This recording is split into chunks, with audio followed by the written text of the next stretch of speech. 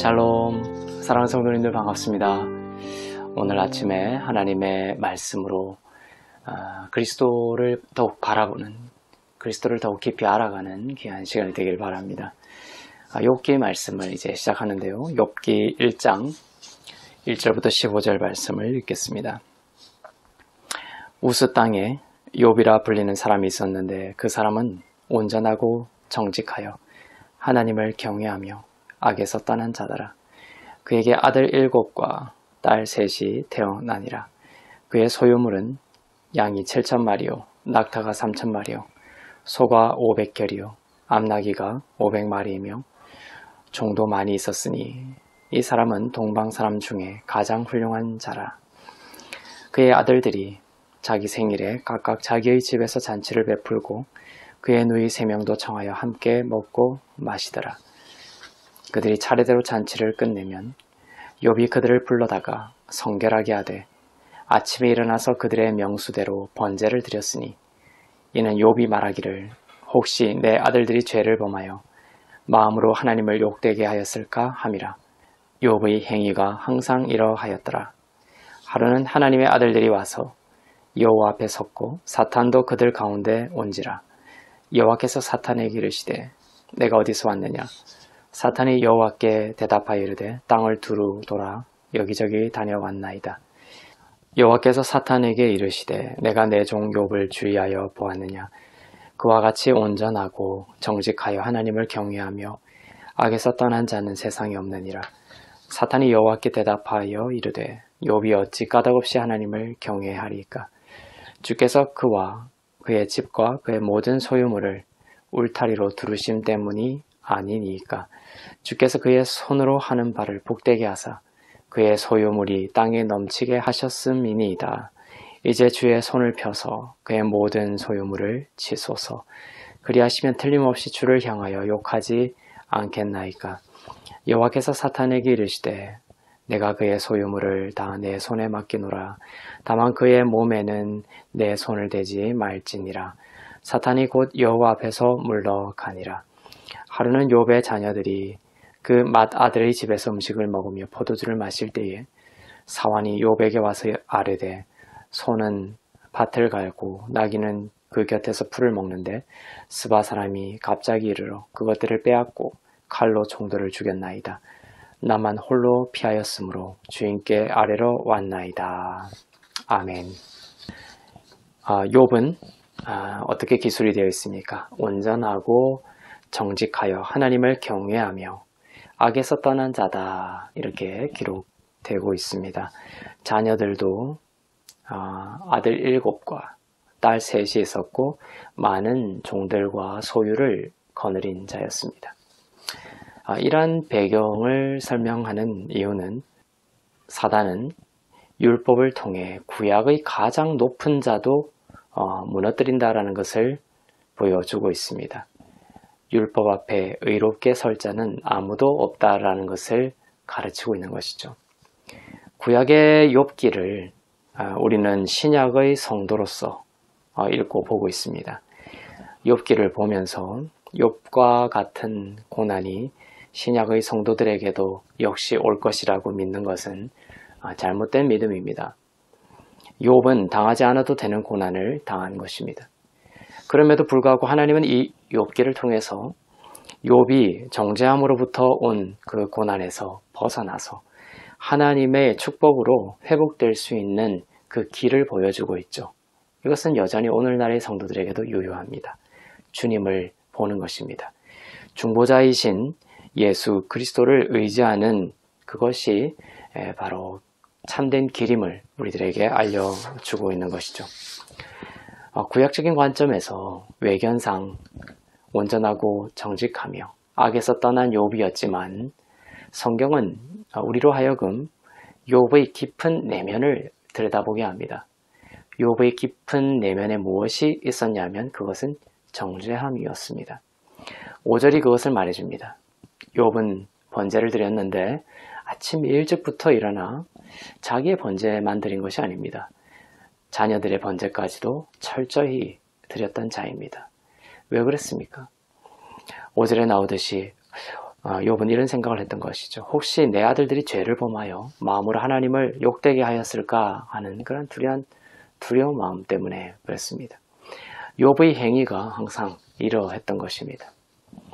혹시 아들들이 죄를 범하지 않았을까 하여 계속해서 그 죄의 문제를 해결하기 위하여 아들들의 그 번제까지 철저히 드리는 욥의 마음 깊은 곳에 바로 본질적인 죄의 문제가 해결되지 않은 영적인 상태가 있었던 것입니다.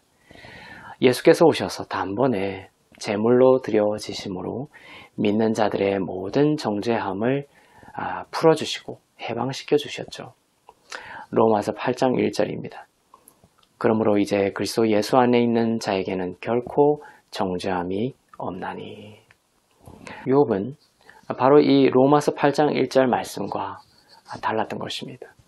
항상 정죄가 있었고 그것이 철저한 번제로 나타났던 것입니다. 사단이 하나님의 사람들을 넘어뜨리는 가장 본질적인 지점이 바로 이 정죄입니다. 욥은 보혈의 피로 정죄가 해결되지 않았기 때문에 사단의 공격에 그저 무너지고 말았습니다. 6절에 보면 오늘날 신약의 시대에는 있을 수 없는 장면이 기록되어 있습니다. 사단이 하나님의 아들들과 함께 하나님 앞에 서 있습니다. 십자가가 완성된 이후에 사단은 더 이상 하나님 앞에 설 수 없습니다. 그러나 욥의 때에는 사단이 하나님 앞에 서 있죠. 그것은 아담이 그 자리를 내어준 것입니다.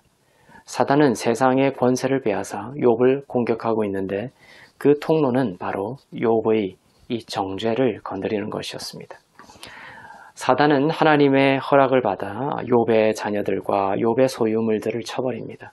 이러한 욥의 기록을 보면서 많은 사람들이 오늘날에도 사단이 하나님의 사람들을 이렇게 쉽게 무너뜨리고 망하게 할 수 있다라고 생각하고 두려움 가운데 욥기를 읽고 있지만 그것은 잘못된 가르침 때문입니다. 하나님 앞에 사단이 섰던 그 자리에는 이제 예수의 피가 뿌려졌습니다.